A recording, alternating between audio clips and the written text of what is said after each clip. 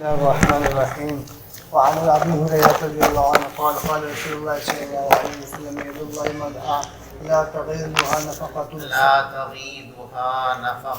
صحاء الليل والنهار أرأيتم ما أنفق خلق السماء والأرض فإنه لم يغض ما في يده وكان عرشه على الماء وبيده الميزان يخفض ويرفع متفق عليه.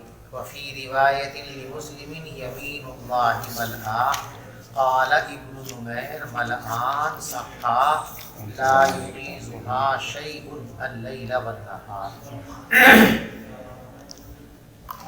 دیکھو جس طریقے سے اللہ کی قدرت غیر متناہی، اسی طریقے سے اللہ کے خزانے بھی غیر متناہی۔ جب سے اللہ نے مخلوق کو پیدا کیا ہے برابر اللہ تبارک و تعالیٰ ان خزانوں کو خرچ فرما رہے ہیں، لیکن ایک رتی برابر اس کے اندر کمی نہیں آئی ہے اور نہ آ سکتی۔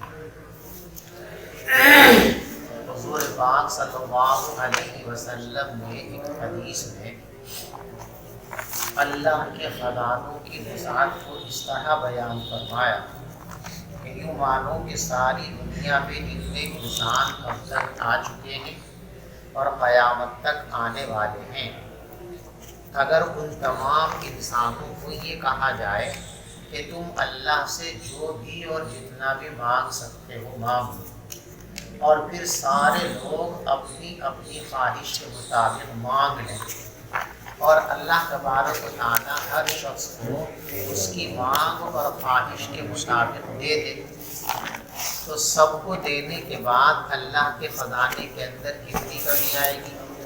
فرمایا کہ سمندر میں ایک سوئی ڈالو اور اس سوئی کو نکالو، اس سوئی کے اوپر جو پانی لگ کر آیا ہے اس پانی سے سمندر میں جتنی کمی ہوئی ہے اللہ کے خزانے میں پوری کائنات کو بانٹنے کے بعد اتنی بھی کمی نہیں ہوتی۔ دیکھو پہلی بات یہ ہے کہ سوئی کو پانی لگتا ہے، چکنی ہوتی ہے، پانی میں ڈالو اس کو روم پانی لگتے ہیں، اور اگر لگے گا بھی تو وہ اتنا کم ہوگا کہ لا یعبؤ بھی کے درجے میں ہوگا۔ تو سمندر کے مقابلے میں اس معمولی سی بوند کی کوئی حیثیت ہے؟ سمندر میں کوئی کمی آتی ہے؟ جتنی اس بوند سے سمندر میں کمی آتی ہے اللہ کے خزانے میں پوری کائنات کو دینے کے بعد اتنی کمی بھی نہیں آتی۔ پیغمبر علیہ السلام نے فرمایا ید اللہ ملأى، اللہ کے ہاتھ بھرے ہوئے۔ یہ ہاتھ متشابہات کے قبیل سے ہے، پیچھے بات گزر چکی ہے، اور متشابہات کے سلسلے میں جو اختلاف ہے کہ ان کی تعویل کی جاوے یا تعویل نہ کی جاوے، سلف کا مسلک ہے تفویل، کہ کوئی تعویل نہ کی جاوے، اللہ کے سپرد اس کو کیا جاوے، بس یہ کہا جائے کہ اللہ نے فرمایا، ہمیں یقین، ہم اس پر ایمان رکھتے ہیں، اور کیفیت اس کی ہم کو معلوم نہیں ہے اور معلوم کرنا ضروری بھی نہیں ہے۔ ٹھیک ہے، جیسے الاستواء معلوم وکیفیتہ غیر معلوم۔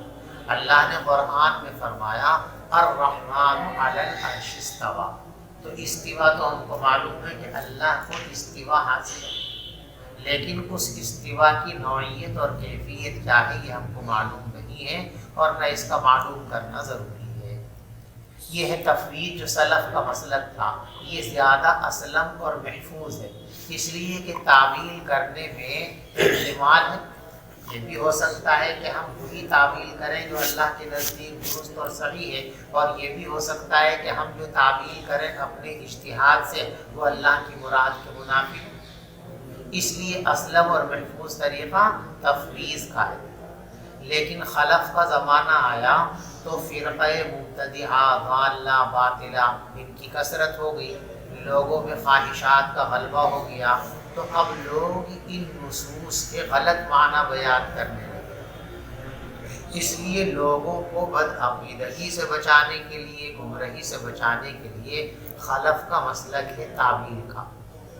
کہ ان کے معانی میں تعویل کی جائے اور ایسے معنی اس کے بیان کیے جائیں جو اللہ کی شان اور اللہ کی ذات کے مناسب ہو اور اس کے لائق حال ہو۔ اس لیے وہ فرماتے ہیں کہ ید کے معنی قدرت کے، ید کے معنی قبضے کے، اور ید کے معنی سخاوت کے۔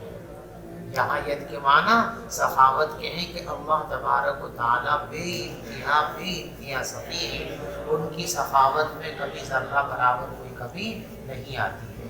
ید اللہ ملآ، اللہ کا ہاتھ بھرا ہوا ہے، لا تغیضھا، دیکھو تغیض اور تغیض دونوں طریقے سے اس کو پڑھ سکتے ہیں۔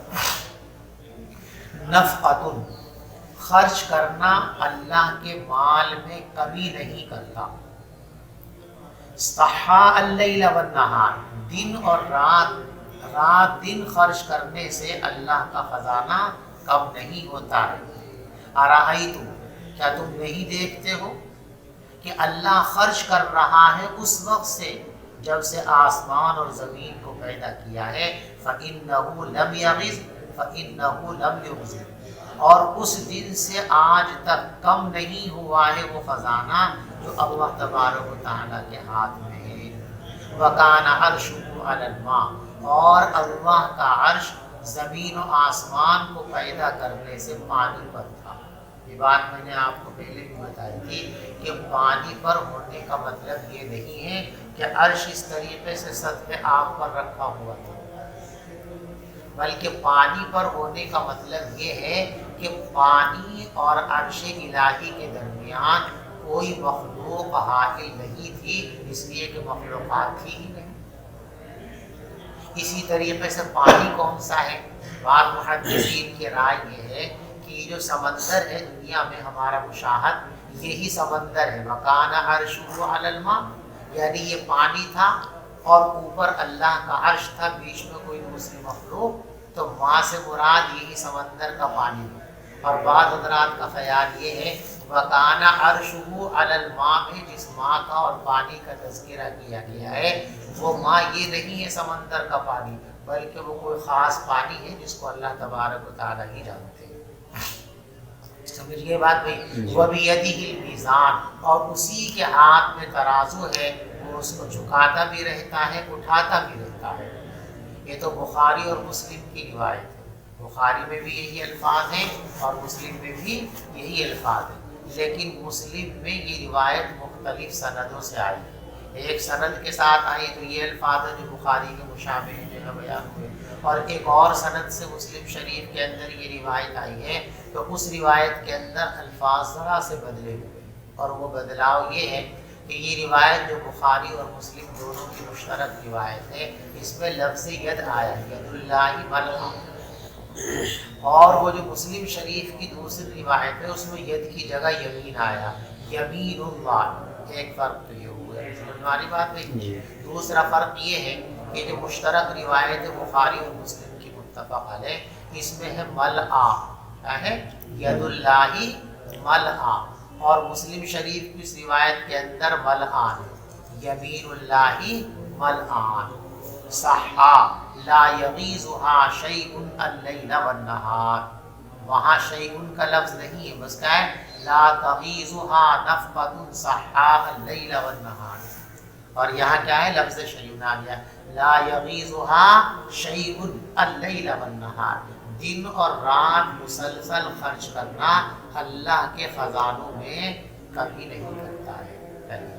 وعنه رضي الله عنه قال سئل رسول الله صلى الله عليه وسلم عن ذرار المشركين عن زرار المشركين فقال الله أعلم بما كانوا عاملين متفق عليه۔ حضرت ابو ہریرہ رضی اللہ تعالی عنہ فرماتے ہیں، ابو ہریرہ کی روایت ہے جی، حضرت ابو ہریرہ رضی اللہ تعالیٰ عنہ سے مروی فرماتے ہیں کہ رسول پاک صلی اللہ علیہ وسلم سے مشرکین کے بچوں کے سلسلے میں پوچھا گیا۔ مشرکین کے وہ بچے جو بالغ ہونے سے پہلے مر جاتے ہیں بچپن میں، ان کا قیامت کے دن کیا ہوگا؟ وہ جنت میں جائیں گے یا جہنم میں جائیں گے؟ ان کا کیا انجام ہوگا؟ یہ پوچھا گیا۔ دیکھو مسلمانوں کے جو نابالغ بچے دنیا سے چلے جاتے ہیں اس میں تو پوری امت کا اتفاق ہے ہم فی الجنہ، تو سارے کے سارے کہاں جائیں گے؟ جنت میں جائیں گے، اور نہ صرف جائیں گے بلکہ اپنے گنہگار ماں باپ کو بھی جنت میں لے کر جائیں گے سفارش کر کے۔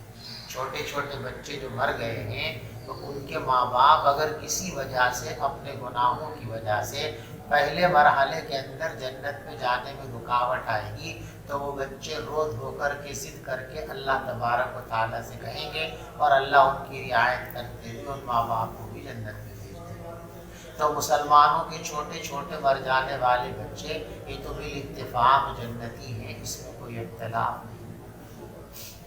لیکن مشرکین کے جو چھوٹے چھوٹے بچے ہیں ان کا کیا ہوگا؟ بعض حضرات کا خیال یہ ہے اس روایت کی روشنی میں، بعض لوگوں کا خیال یہ ہے کہ وہ جہنم میں جائیں گے، اور وہ دلیل پیش کرتے ہیں کہ ایک مرتبہ رسول پاک صلی اللہ علیہ وسلم سے پوچھا گیا کہ مشرکین کے بچوں کا کیا ہوگا، تو آپ نے فرمایا ہم من آبائہم، وہ اپنے ماں باپ کی تابع ہیں، ان کے ماں باپ جہنم میں جائیں گے تو یہ بھی جہنم میں جائیں گے۔ دنیا میں بھی چونکہ اولاد ماں باپ کے عموماً تابع ہوتی ہے، ماں باپ کافر ہوتے ہیں تو وہ بھی کافر ہو جاتے ہیں، تو یہ ماں باپ کے تابع ہیں۔ ماں باپ جس طرح جہنم میں جائیں گے یہ بھی اسی طریقے سے جہنم میں جائیں گے، اور بعض لوگوں کی رائے یہ ہے کہ یہ جنت میں جائیں گے۔ کہاں جائیں گے؟ جنت میں جائیں گے۔ اور ان حضرات کا استدلال اس سے ہے کہ حضرت آدم علیہ السلام سے معراج میں ملاقات ہوئی ہے نبی پاک صلی اللہ علیہ وسلم کی، اور وہاں بہت سارے چھوٹے چھوٹے بچے ہیں۔ پوچھا گیا کس کے بچے ہیں؟ مسلمانوں کے بچے ہیں۔ پوچھا گیا اور مشرکین کے؟ مشرکین کے۔ تو اس روایت سے معلوم ہوتا ہے کہ مشرکین کے بچے بھی جنت میں جائیں گے، اس لیے کہ جہنم میں جائیں گے لوگ کفر کی وجہ سے اور معاصی کی وجہ سے، اور ان سے ابھی نہ کفر صادر ہوا ہے اور نہ ان سے معاصی کا صدور ہوا ہے، لہذا ان کو کس بنیاد پر جہنم میں بھیجا جائے؟ ان کو بھیجنے کے لیے کوئی بنیاد نہیں ہے، لہذا ان کو جنت میں ہی بھیجا جائے گا، جہنم کے اندر نہیں بھیجا جائے گا۔ بات سمجھ رہے ہیں؟ جی۔ اب سوال یہ پیدا ہوا کہ اگر یہ جنت میں جائیں گے تو وہ جو حدیث ہم نے ابھی آپ کے سامنے بیان کی تھی ہم من آبائہم، وہ اپنے ماں باپ کے تابع ہیں، تو اس روایت کا کیا مطلب ہوگا؟ فرماتے ہیں کہ اس روایت کا تعلق امور دنیا سے ہے، یعنی دنیاوی معاملات کے اندر بچے ماں باپ کے تابع ہیں۔ اگر دنیا میں مشرکین کے ساتھ کوئی معاملہ پیش آتا ہے تو اسلامی حکومت مشرکوں کے ساتھ جو معاملہ کرے گی ان کے بچوں کے ساتھ بھی وہی معاملہ کرے گی مشرکوں اور کافروں کے ساتھ۔ تو ہم من آبائہم کا تعلق کس سے ہے بھائی؟ دنیاوی امور سے ہے، کہ دنیا کے اندر ان کے ساتھ وہی سلوک کیا جائے گا جو ان کے ماں باپ کے ساتھ سلوک کیا جائے گا، آخرت سے اس کا تعلق نہیں۔ بات سمجھیے۔ اور بعض محدثین اور علماء کا خیال یہ ہے کہ مشرکین کے بچے جنت میں جائیں گے بحیثیت خادم۔ پہلا قول جو ہم نے ابھی نقل کیا جنت میں جائیں گے، یعنی جنت میں تنعم کے لیے جائیں گے، جیسے مسلمان جائیں گے جنت میں جنتوں کی نعمتوں سے بہرہ اندوز ہونے کے لیے، فائدہ اٹھانے کے لیے، ان کو بھی اسی طریقے سے بھیجا جائے گا۔ اور یہ تیسرا قول میں نقل کر رہا ہوں کہ جنت میں جائیں گے خادم کی حیثیت سے، یعنی جنت میں ان کو جنت کے مزے اڑانے کے لیے یا جنت کے محلات اور بلڈنگوں سے فائدہ اٹھانے کے لیے نہیں بھیجا جائے گا، بلکہ اہل جنت کی خدمت کے لیے بھیجا جائے گا۔ جیسے جنت کے کچھ مخصوص لڑکے پیدا کیے گئے ہیں مسلمانوں کی خدمت کے لیے، ان کی جو ہے دیکھ بھال کے لیے، ان کے کاموں کو انجام دینے کے لیے، یطوف علیہم ولدان مخلدون، جنتی لوگوں کا ایک اعزاز یہ ہوگا کہ ان کے پاس آتے جاتے رہیں گے ایسے خدام جو ہمیشہ ہمیشہ رہیں گے، کبھی ختم نہیں ہوگا۔ تو جیسے جنت کے وہ مخصوص لڑکے ہیں ولدان مخلدون، وہ خدمت کریں گے، اسی کام کے لیے مشرکین کے ان چھوٹے چھوٹے بچوں کو جو بچپن میں مر گئے ہیں جنت میں بھیج دیا جائے گا، لیکن تنعم کے لیے نہیں بلکہ اہل جنت کی خدمت کے لیے، سمجھے؟ اور بعض حضرات کا خیال یہ ہے کہ ان کو نہ جنت کے اندر بھیجا جائے گا نہ ان کو جہنم کے اندر بھیجا جائے گا، بلکہ اعراف کے اندر ان کو چھوڑ دیا جائے گا۔ اور بعض لوگوں کا خیال یہ ہے انہم یعدمون، ان کو فنا کر دیا جائے گا۔ جنت میں اس لیے نہیں بھیجیں گے کہ جنت میں جانے کے لیے ایمان ضروری ہے اور ایمان کا ظہور ان سے بھی نہیں ہوا، جنت میں بھی نہیں جا سکتے۔ جہنم میں اس لیے نہیں ڈالا جا سکتا کہ جہنم میں ڈالا جائے گا کفر کی بنیاد پر یا معاصی کی بنیاد پر، اور ابھی نابالغ ہونے کی وجہ سے ان کے کفر اور معاصی کا کوئی اعتبار نہیں ہے۔ تو جنت میں جانے کا سبب بھی ان کے پاس موجود نہیں ہے، جنت میں جانے کا سبب بھی ان کے پاس موجود نہیں ہے، لہذا نہ جنت میں بھیجا جائے گا نہ جہنم کے اندر بھیجا جائے گا۔ تو کہاں بھیجیں؟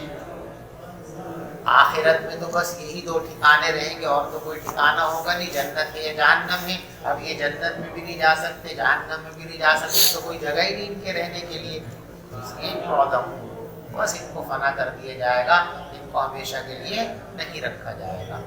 اور بعض لوگوں کا قول یہ ہے کہ اللہ تبارک و تعالیٰ ان کے آئندہ اعمال کے مطابق ان سے جو ہے برتاؤ فرمائیں گے، یعنی اللہ تبارک و تعالیٰ کو تو معلوم ہے کہ اگر یہ بڑے ہوں گے تو کیا کریں گے۔ تو جن کے بارے میں اللہ کو یہ معلوم ہے کہ یہ بچے اگر سے مشرکین کے گھر میں پیدا ہوئے ہیں لیکن بڑے ہو کر یہ ایمان لائیں گے اور اعمال صالحہ کریں گے، جن کے بارے میں اللہ کا علم یہ ہے، اللہ تبارک و تعالیٰ ان کو جنت میں بھیج دے گا۔ اور جن کے بارے میں اللہ کو یہ معلوم ہے کہ جنت یہ بڑے ہو کر کفر پر ہی رہیں گے، ایسے لوگوں کو جہنم میں بھیج دیا جائے گا۔ یعنی مستقبل میں کس سے کیا صادر ہونے والا ہے وہ اللہ کو معلوم ہے، تو جو کچھ جس سے صادر ہونے والا ہے مستقبل میں، اسی کے اعتبار سے اللہ اس کے ساتھ برتاؤ کریں گے، جیسا کہ اس روایت میں جو آپ نے پڑھی ہے، اللہ اعلم بما کانوا عاملین، اللہ اچھی طریقے سے جانتے ہیں کہ یہ لوگ کیا عمل کریں گے دنیا کے اندر۔ اگر ہم بڑا کر دیں ان کو تو یہ کافر بنیں گے یا مومن بنیں گے، اللہ کو اچھی طرح معلوم ہے۔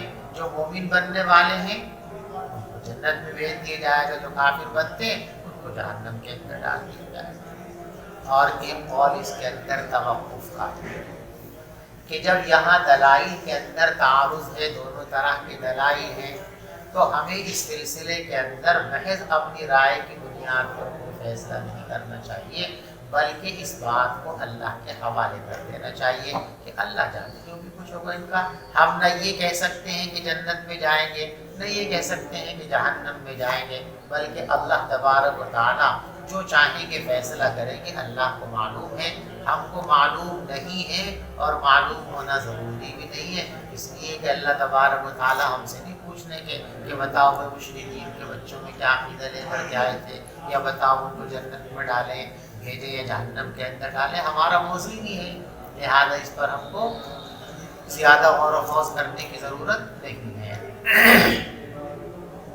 سئیلا، پیغمبر علیہ السلام سے دریافت کیا گیا مشرکین کے چھوٹے چھوٹے بچوں کے بارے میں، تو آپ دیکھو اس کو پڑھتے وقت عام طور سے جلدی میں یوں پڑھ دیتے ہیں، عن ضرار المشرکین قال اللہ اعلم، یعنی قال کو اللہ میں ملا دیتے ہیں، یہاں یہ طریقہ غلط ہے، قال پر ہلکا سا وقف کرو، اس لیے کہ اللہ یہ قال کا فاعل نہیں ہے آپ، بلکہ یہ قال کا مقولہ ہے۔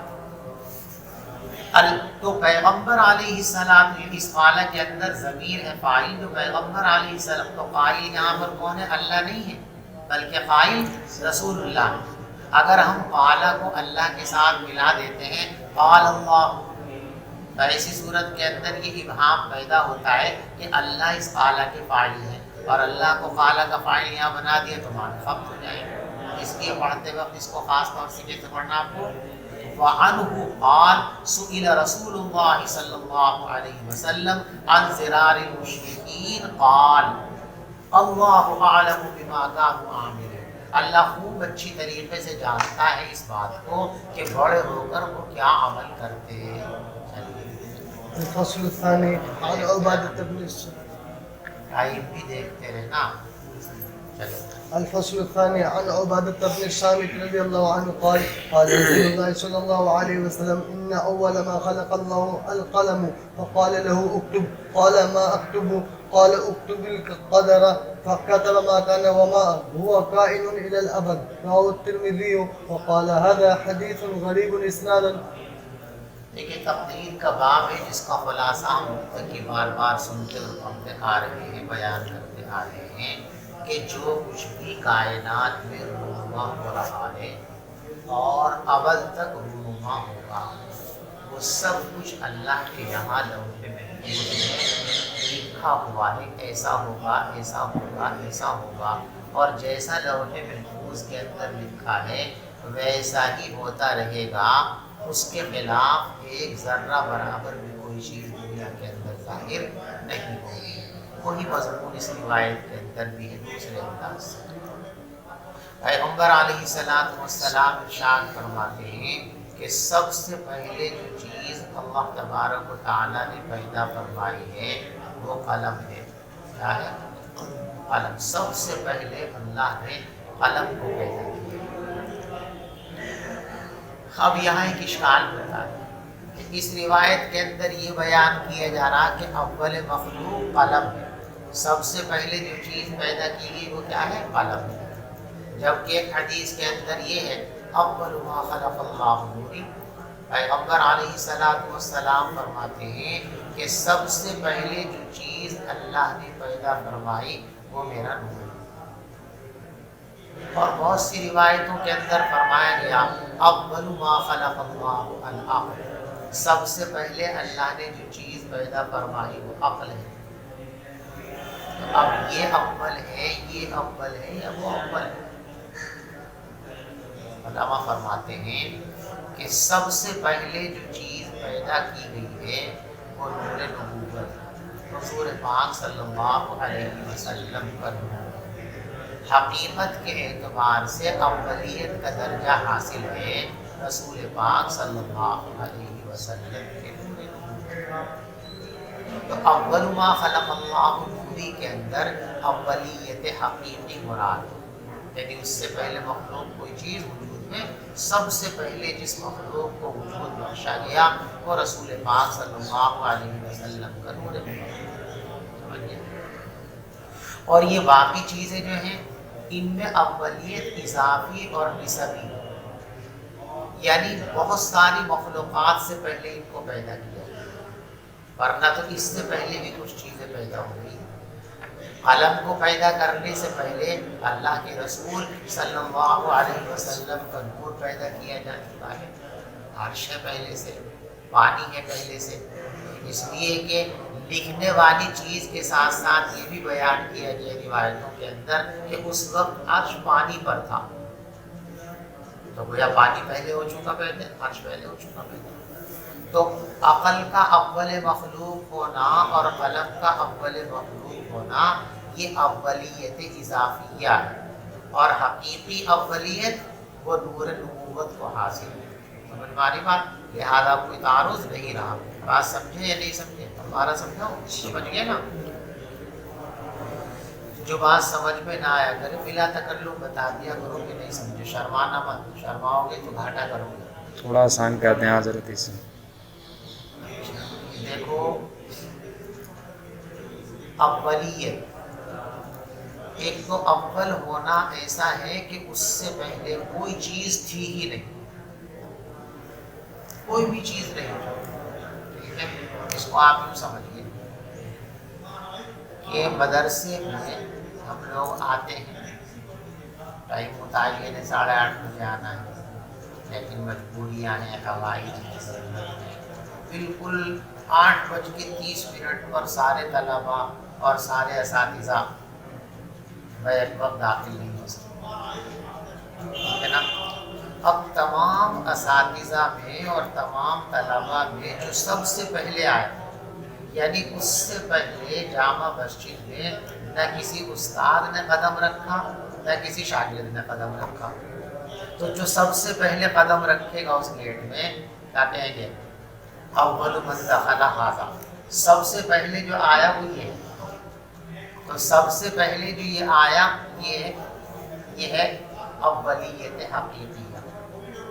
سمجھ آ رہی بات؟ اب ایک طالب علم آ گیا یا ہمارا چپراسی آ گیا، سب سے پہلے دوسری دفعہ یہ لگا دی سب سے پہلے بھی آئے. تو وہ جو آیا ہے وہ اولیت حقیقیہ ہے، اس لیے کہ اس سے پہلے کوئی آیا ہی نہیں. ٹھیک ہے. اب اس کے بعد ایک استاد آ گیا، تو جو استاد آیا ہے باقی استادوں سے پہلے اس کو بھی کیا کہ اول من دخل من الاساتذہ ھذا، اساتذہ میں سب سے پہلے جو آیا وہ یہ ہے. تو اس کی اولیت حقیقی نہیں ہے بلکہ اساتذہ کے اعتبار سے، کہ مجموعی اعتبار سے نہیں دیکھنا. اگر اساتذہ کے اعتبار سے غور کریں تو اول من دخل ھذا یہ ہے سب سے بات. ٹھیک ہے نا. دورے کی جماعت کی اور جماعت کے لوگ تو آ گئے، لیکن دورے میں سب سے پہلے یہ لڑکا آیا، تو کہ بھائی سب سے پہلے یہ آیا، یہ بھی اضافی ہے. یعنی اول من دخل ھذا من طلاب الدوران حدیث، دور حدیث کے طلبہ میں یہ سب سے پہلے آیا. تو اس کی اولیت کس اعتبار سے ہے؟ طلبہ دور حدیث کے اعتبار سے. اسے کہتے ہیں اولیت اضافی. اب سمجھ میں آ رہی بات؟ تو اول ما خلق اللہ نوری کے اندر اولیت حقیقی مراد، یعنی حقیقت کے اعتبار سے اول کون ہے؟ پیغمبر علیہ السلام کا نور ہے. آپ کے نور سے پہلے مخلوق نام کی کوئی چیز تھی ہی نہیں. مخلوقات میں سے سب سے پہلے جس چیز کو خلعت وجود بخشا گیا وہ پیغمبر علیہ السلام کا مبارک نور ہے. اور قلم جو اول ہے وہ نسبتی ہے، یعنی بہت ساری مخلوقات سے پہلے اس کو پیدا کیا گیا ہے، ورنہ اس سے پہلے عرش ہے اور اس سے پہلے پانی ہے وغیرہ وغیرہ. ٹھیک ہے. عقل کا بھی یہی معاملہ ہے کہ عقل کو بھی جو اولیت ہے وہ اولیت اضافیہ ہے. تو قلم کی اولیت اضافیہ ہے، عقل کی اولیت اضافیہ ہے، اور نبی پاک صلی اللہ علیہ وسلم کے نور کی جو اولیت ہے وہ اولیت حقیقیہ ہے. اب سمجھ گئے اچھی طرح یا پھر نہیں سمجھے؟ ان اول ما خلق اللہ القلم، سب سے پہلی وہ چیز جس کو اللہ نے پیدا کیا وہ قلم ہے. قلم کو پیدا کر کے اللہ نے کیا کہا؟ اکتب، لکھ بھائی. تو قلم نے پوچھا ما اکتب، اللہ میں کیا لکھوں؟ اللہ نے فرمایا اکتب القدر، تقدیر کی تفصیلات کو لکھ. فکتب ما کان وما هو کائن الی الابد، تو قلم نے لکھ دی وہ تمام چیزیں جو ہو چکی تھی اور ہونے والی ہیں. رواہ الترمذی وقال هذا حدیث غریب اسناد، اس روایت کی سند غریب ہے. اور غریب کس کو کہتے ہیں؟ جس کو دو راوی روایت کرنا. غریب کہیں گے تو عزیز ہو جائے گا. جس روایت کو نقل کرنے والے راویوں کی تعداد ہر طبقے میں صرف ایک ہی رہی ہے یا کسی طبقے میں جا کر ایک رہ گئی ہے، وہ کیا کہلاتی ہے؟ غریب کہلاتی ہے. اور جہاں دو راوی مسلسل ہوں، دو سے کم نہ ہوئے ہوں، تو وہ کیا کہلاتی ہے؟ عزیز کہلاتی ہے. اور جس میں دو سے زیادہ ہوں، یعنی کم سے کم 3 یا اس سے زیادہ رہے ہوں، اس کو مشہور کہتے ہیں. اور جس کے راویوں کی تعداد بہت ہو، اتنی ہو کہ عقل یہ سوچنے پر مجبور ہو جائے کہ اتنے سارے لوگ منصوبہ بند طریقے سے یا اتفاقاً جھوٹ نہیں بول سکتے ہیں، اتنے سارے راوی ہوں تو ایسی حدیث کو متواتر کہتے ہیں.